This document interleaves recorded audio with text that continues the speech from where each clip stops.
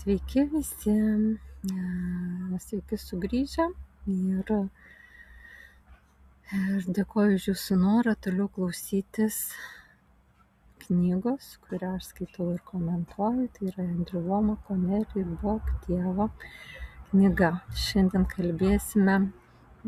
skaitysime jo skyrelį, pirmo skyriaus skyrelį pavadinimu Dievas veikia per žmones. Praeitą kartą sužinojome, kad mes apribojame Dievą, kai bandome prisitaikyti prie šio pasaulio, būti tokie kaip visi, matome kažkokius tai tendencijas šio pasaulio, kad pavyzdžiui yra normalu, kad sveikata silpsta ar ne su amžiumi. Ir taip sutapatindami savo mąstymą su šio pasaulio mąstymu mes apribojame Dievo veikimo galimybės savo gyvenime. Taip teigia autorius šios knygos. Ir taip pat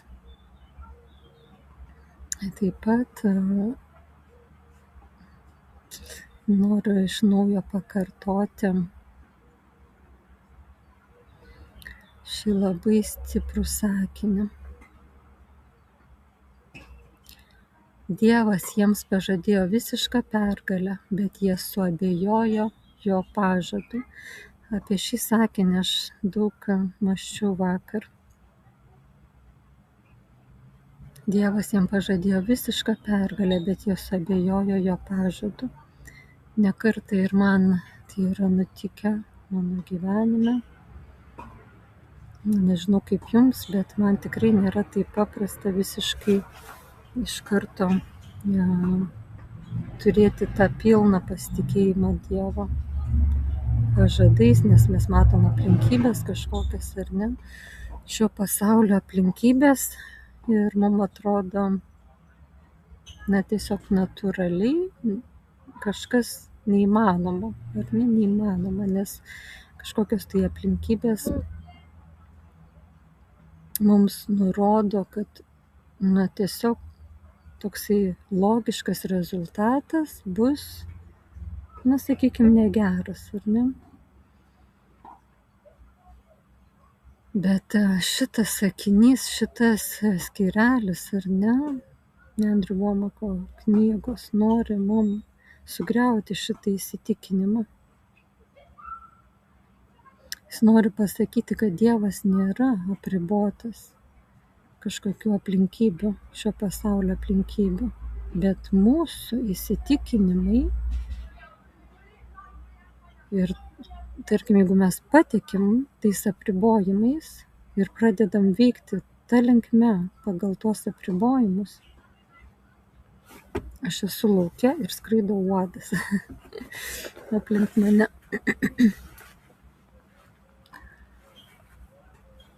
Žodžiu, jeigu mes patikim tai, ką matome, ar ne, tomis ribojančiomis aplinkybėmis, mes galime apriboti Dievo galimybę veikti ir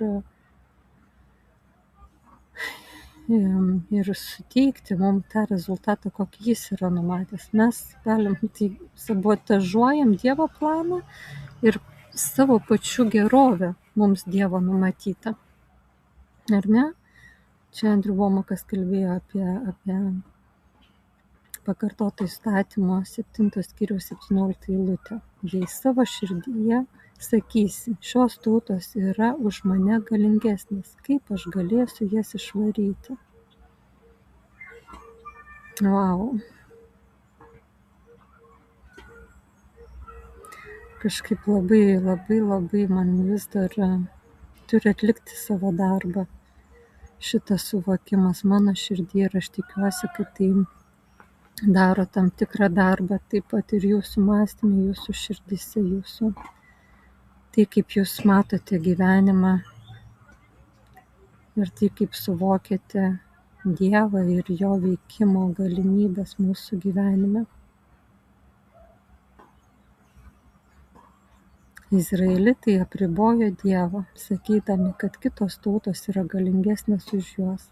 Dievas jiems pažadėjo visišką pergalę, bet jie suabejojo jo pažadu. Kai jie tai padarė, jie apribojo Dievą ir jis negalėjo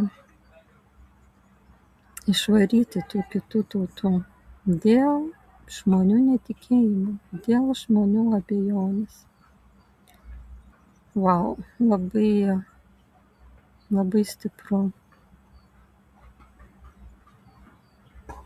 Ir aš šioje vietoje norėčiau pasimelsti Viešpatie, mums keliaujant toliau šios knygos puslapiais. Viešpatie, atverk mūsų širdis, mūsų sielas, mūsų protus. Priimti šis tiesas, kurias tu nori mums apreikšti. Per šias eilutes, per šios puslapius, kuriuos skaitysime. Patrauk visus barjerus, visas barikadas, visus senus įsitikinimus, kurie yra kaip kokios tvirtovės įsitvirtinę mūsų protuose, mūsų mintise, mūsų suvokimuose, kurie riboja Viešpatie tavo veikimą ir neleidžia mums turėti tų rezultatų, kuriuos tu esi mums numatęs. Viešpatie, tai sugriūna. Tai mums skaitant šią knygą, tie gilinantis į šias tiesas, sugriūna visos kenksmingos, destruktyvios, ribojančios barikados, kurios kada nors buvo įsitvirtinę mūsų širdyje. Tai jos ištirpsta kaip vaškas nuo tavo tiesos, nuo tavo dvasios karščio, nuo tavo šventosios dvasios liepsnos karščio išsilydo, ištirpsta ir nebeturi jokios vietos ir jokios dalies mūsų širdise, mūsų sielose, mūsų protuose ir mūsų gyvenimuose. Tai tavo išmintis apima visą mumise ir turi pergalę. Mūsų protuose, mūsų gyvenimuose, Viešpatie, tai mūsų širdis bus atviras, visiškai atviras, priimti tave visą tavo galybę, visą tavo išmintį, visą tavo grožį, visą tavo tiesą, visą tavo gerumą, Viešpatie, kokį tu turi mums. Jėzaus Kristaus vardu, to prašau ir tai skelbiu mūsų visų keliaujančių kartu per šiuos knygos puslapius. Dėkoju to, Viešpatie, tebūnie tau garbė ir šlovė per amžius. Amen. Taigi, sekantis skyrelis šios knygos vadinasi Dievas veikia per žmones. Ir šį skyrelį Andrew Wommack pradeda citatą iš laiško Efeziečiams 3 skyriaus 20 eilutės, kurioje sakoma: o tam, kuris gali padaryti nepalyginamai daugiau, negu mes prašome ir suvokiame, pagal jo jėgą veikiančią mumise. Dar kartą paskaitysiu šią eilutę ir pridėdama dar 21 eilutę. O tam, kuris savo jėgą veikiančią mumise gali padaryti nepalyginamai daugiau, negu mes prašome ar išmanome, jam tebūna šlovė bažnyčioje ir Kristuje Jėzuje per visas kartas amžių amžiais. Amen. Labai graži eilutė, ar ne, labai turtinga, labai stipri. Tam, kuris savo jėga veikiančią mumise gali padaryti nepalyginamai daugiau, negu mes prašome ar išmanome. Oho. Jo. Gerai, toliau autorius kalba taip, kad daugelis žmonių šią eilutę naudoja sakydami, kad Dievas gali padaryti bet ką, tačiau jie praleidžia esmę. Ši eilutė nesako vien tik to, kad Dievas gali padaryti nepalyginamai daugiau, nei mes prašome ir suvokiame. Ji tęsia: pagal jo jėgą veikiančią mumise. Pagal jo jėgą veikiančią mumise, čia taip sako vertimas, pagal jo jėgą veikiančią mumise, arba kuris savo jėga veikiančią mumise, ar ne, yra raktiniai žodžiai. Jo jėga turi veikti mumise.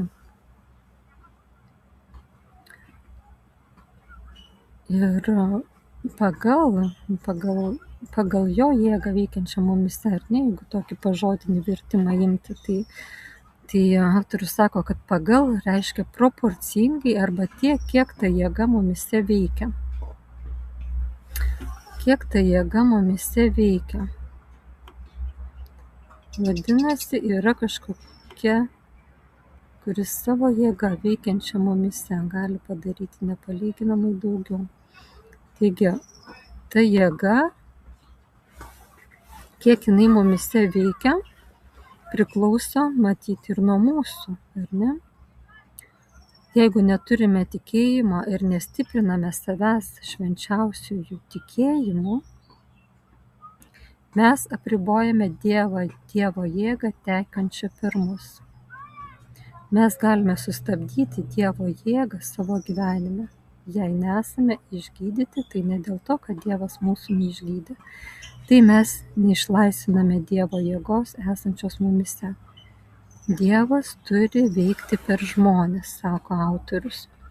Ir čia jis mus kviečia pasižiūrėti dar į Judo 20 skyrių. Nagi pažiūrėkime, ką sako Judo 20 skyrius. Taip, atsiprašau, čia ne Judo knyga, o Judo laiškas, kuriame yra tik vienas skyrius ir autorius remiasi 20 eilute, kuris sako: bet jūs, mylimieji, statykite save ant savo švenčiausiojo tikėjimo, melskitės šventojoje dvasioje, išsilaikykite Dievo meilėje, laukdami mūsų viešpaties Jėzaus Kristaus gailestingumo amžinajam gyvenimui. Negaliu susilaikyti ir paskaitysiu toliau, nes taip gražu. Manau, kad šitą laišką iš viso įrašysiu atskirai, nes vau, koks laiškas. Ir toliau dar sako: vienus, kurie abejoja, mėginkite įtikinti, kitus gelbėkite traukdami iš ugnies, vėl kitų pasigailėkite su baime, podėdamiesi net jų kūnų suteršto drabužio. Vienus, kurie abejoja, mėginkite įtikinti, kitus gelbėkite traukdami iš ugnies, vėl kitų pasigailėkite su baime, podėdamiesi net jų kūnų suteršto drabužio. Kaip ragina mus mylėti ir gelbėti tuos, kurie nepažįsta dar viešpaties Jėzaus Kristaus. Gerai, bet autorius susikoncentruoja čia tik tai į 20 eilutę, kuris sako: bet jūs, mylimieji, statykite save ant savo švenčiausiojo tikėjimo, šauktukas. Melskite šventojoje dvasioje, šauktukas. Jo, taigi sako, jeigu neturime tikėjimo ir nestipriname save švenčiausiųjų tikėjimų, pagal štai Judo laiško 20 eilutę, mes apribojame Dievo jėgą tekančią per mus. Mes galime sustabdyti Dievo jėgą savo gyvenime. Jei nesame išgydyti, tai ne todėl, kad Dievas mūsų neišgydė, tai mes neišlaisviname Dievo jėgos esančios mumise. Dievas turi veikti per žmones. Kai žmonės sako, kad Dievas tiesiog suvereniai pajudėjo, jie tvirtina, kad žmogus tame nedalyvavo. Jie sako, kad Dievas tiesiog iš dangaus nusileido ir kažką padarė. Tai nėra biblinių pagrindų. Dievas visada naudoja žmones, Dievas teka per žmones. Ir yra daug būdų, kuriais mes galime priboti tai, ką Dievas nori daryti mūsų gyvenimuose. Žodžiu, Andrew Wommakas yra tvirtai, visiškai ir absoliučiai įsitikinęs, kad Dievas nieko nedaro be žmonių tarpininkavimo. Jis sako, kad Dievas teka per žmones.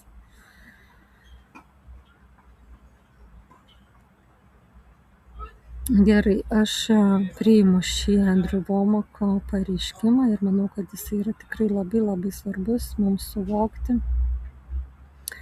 tą, kad mes turime galimybę apriboti Dievo veikimą mūsų gyvenimuose ir tai, ką Dievas nori padaryti per mūsų gyvenimus. Tikrai su šito sutinku 100%.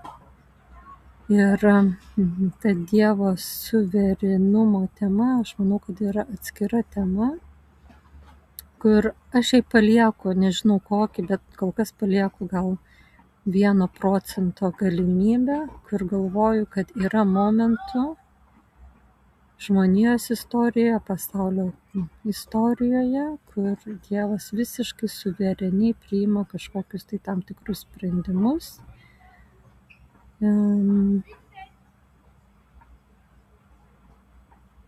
Nežinau, ar galiu pasakyti, kad visiškai nepriklausomus nuo žmonių.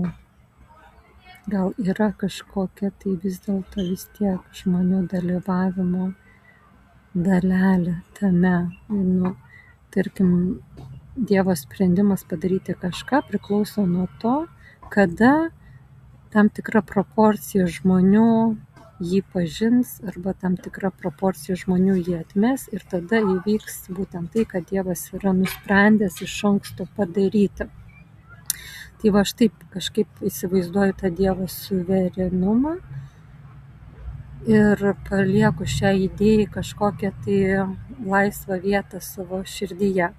Bet tai yra mano asmeniniai tokie svarstymai, juos jūs galite priimti arba atmesti, bet Andrew Womakas argumentuoja ir teigia ir savo knygoje visiškai grindžia idėją, kad Dievas veikia išskirtinai tik tai per žmonės. Vadinasi, žmonės visada dalyvauja Dievo veikime šiame pasaulyje, Dievo planuose ir nėra kito būdo Dievui veikti tik tai kaip tik per žmonės. Ir aš tikrai labai labai didelę dalimi tai su to sutinku, 99% su to sutinku. Tik sakau, pasilieku gal 1%, kur turiu kažkokią tai svarstymą dar savo širdyje apie tai. Gal kad yra kažkokių momentų, kurie yra tikrai iš anksto visiškai nuspręsti Viešpaties, suvereniai nuspręsti ir toliau tik tai priklauso, kada tai bus įgyvendinta laike arba kokiu mastu, kokiu stiprumu tai įvyks, priklauso nuo žmonių gyvenimo, visos žmonijos kaip visumos pasirinkimų ir kaip tai žmonijos istorija įvykiai vystosi ir klostosi ir kiek daug žmonių bendradarbiauja su Viešpačiu jo plano įgyvendinime, o kiek žmonių atmeta Viešpatį ir pasirenka bendradarbiauti su mūsų visų dvasinių priešų. Pasidalinkit komentaruose, ką jūs galvojate, man labai įdomu yra jūsų iš tikrųjų mintis, bet čia mes skaitome Andrew Womako knygą ir žiūrime, ką jisai sako iš savo patirties, iš savo santykio su Viešpačiu, kuris tikrai pas jį yra labai intensyvus ir, kaip pasakyti, širdis į širdį, širdis su širdim, atrodo, sulipęs, su Viešpačiu. Taigi, toliau autorius sako taip: jei pakankamai dėmiai pažiūrėsite, vis dar rasite, kad kažkas meldėsi, kažkas tikėjo Dievu arba kažkas aktyviai dalyvavo, kad Dievo judėjimas įvyktų. Dievas nejuda bangomis. Buvo charizminis judėjimas, gydymo judėjimas, tikėjimo žodžio judėjimas, tačiau mes kaltiname Dievą, tarsi jis būtų tas, kuris ateina bangomis, išlieja savo jėgą, o paskui atsitraukia ir palieka kartą merdyti. Tai ne taip, sako Andrew. Kaip Dievas veikia, tai nėra taip, kaip Dievas veikia. Andrew sako, kad Dievas nori, kad kiekvienas žmogus vaikščiotų jo pilnatvėje. Dievas išlietų visus šios judėjimus vienu metu, jei mes juos taip priimtume. Pavyzdžiui, per gydymo atgimimą bažnyčia buvo praradusi tiesą apie gydymą. Buvo žmonių tokių kaip Oralas Robertsas, kurie tiesiog veržėsi į priekį. Jei skaitysite jo liudijimą, pamatysite, kad tai ne tiesiog nusileido ant jo, jis to siekia. Prisimenu, kaip Oralas Robertsas pasakojo apie savo pirmąjį susirinkimą. Jis buvo taip pavargęs nuo bejėgiškumo Kristaus kūne ir gydymo stokos, kad nusprendė: aš taip negyvensiu, arba žodis yra tiesa ir Dievas daro stebuklus šiandien, arba aš nustosiu jam tarnauti ir liausiuosi vaidinti pastorių. Va, kokį sprendimą priėmė žmogus savo širdyje. Ir tada jam teko kovoti su netikėjimu ir sunkumais, bet kai jis pradėjo matyti stebuklus, jis užsidegė ir uždegė kitus. Taigi kažkas pasikeitė, kai žmogus štai priėmė tokį radikalų sprendimą savo širdyje. Tai ir kiti panašus atvejai sukūrė gydymo judėjimą. Žmonės pradėjo sakyti, kad Dievas juda šiame gydymo judėjime. Dievas nori judėti gydyme visada. Bet dauguma žmonių nesiekia to taip, kaip tie, kurie buvo šiuose judėjimuose. Jie prasiveržė gydymo srityje ir pradėjo matyti Dievo stebuklingą gydančią jėgą, tačiau jie neprasiveržė kitose srityse, ne todėl, kad Dievas norėjo išlieti tik gydymo judėjimą. Jis būtų išliejęs žodžio judėjimą, charizminį judėjimą, teisumo judėjimą ir šventosios dvasios krikšto judėjimą vienu metu, sako Andrew, jei žmonės būtų juos taip priėmę. Taigi, Andrew sako, kad Dievas viską išlieja visada, jis visada viską lieja, tačiau žmonės ne visada viską priima. Viskas priklauso nuo to, kiek mes esame atviri ir kiek žmonių yra atvirų priimti Dievo išliejamas malonės. Jei pavargsime, būti pavargę ir nuspręsime pradėti tikėti Dievu, pamatysime pokyčius. Tada galime būti gundomi manyti, kad Dievas daro kažką naujo. Ne, Dievas daro tą patį, ką nori daryti jau 2000 metų. Jis nenorėjo, kad bažnyčia pereitų per tamsiuosius amžius, laiką, kai Kristaus kūnas žuvo dėl žinių stokos. Kristaus kūnas kaip bažnyčia, nežinodamas, ką sako Dievo žodis. Jei liausimės jį riboti, jis galės daryti tai, ko visada troško. Taigi, Andrew Womakas labai karštai mus ragina nustoti riboti Dievą ir priimti visas jo liejamas malonės, kurias jis lieja nuolatos, nepertraukiamai. Dievas niekada nesikeičia, jis yra pastovus ir jis kaip išliejo visas malonės po Kristaus mirties ir prisikėlimo, sukurdamas savo kūną kaip bažnyčią čia žemėje, jis į tą bažnyčią atsiųsdamas šventąją dvasią nuo sekminių dienos išliejo visas malonės, visas iš karto vienu metu ir pilnai, ne kažkaip tai proporcingai, bet pilnai, ir nenustojo niekada to daryti, tačiau žmonės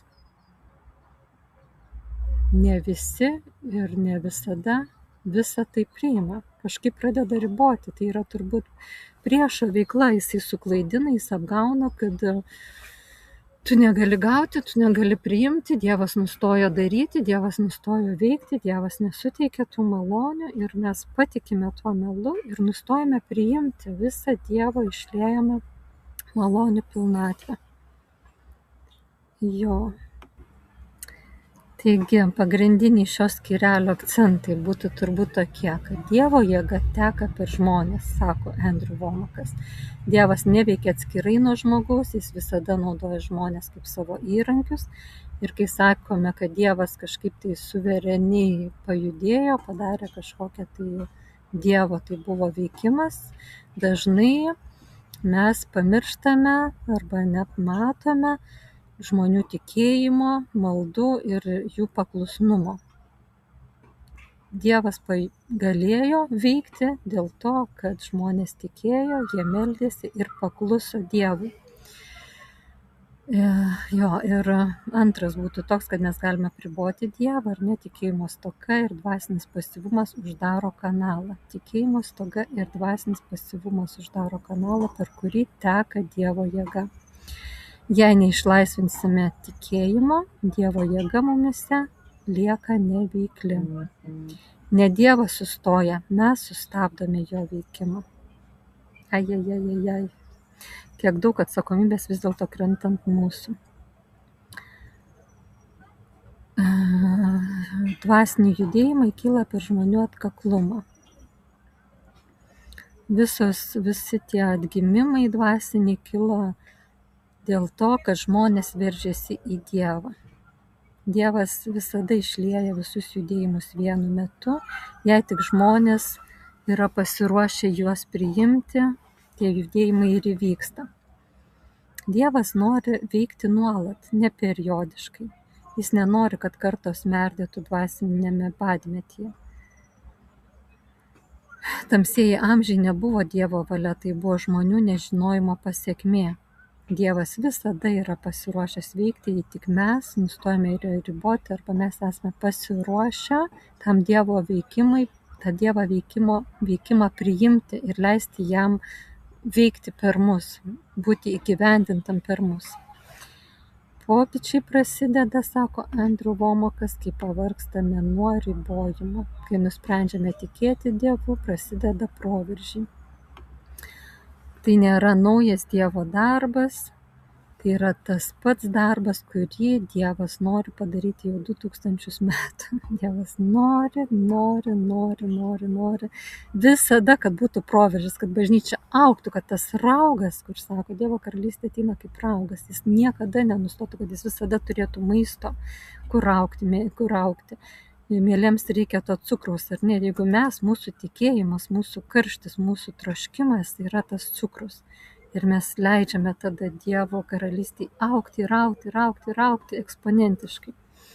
Taigi esminė išvada būtų tokia šio skyrelio, kad Dievas nori veikti galingai kiekvieno žmogaus gyvenime, bet jo veikimas tiesiogiai priklauso nuo mūsų tikėjimo, atvirumo ir pasirengimo bendradarbiauti.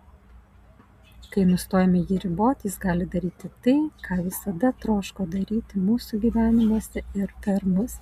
Tai tikiuosi, kad mes įdami šios knygos puslapiuose tikrai išsilaisvinsime Dievo veikimą mumise, kad niekaip jo neberibotumėm ir kad Dievas tikrai galėtų padaryti viską, ką yra numatęs mūsų gyvenimams ir per mus Dievo karalystį.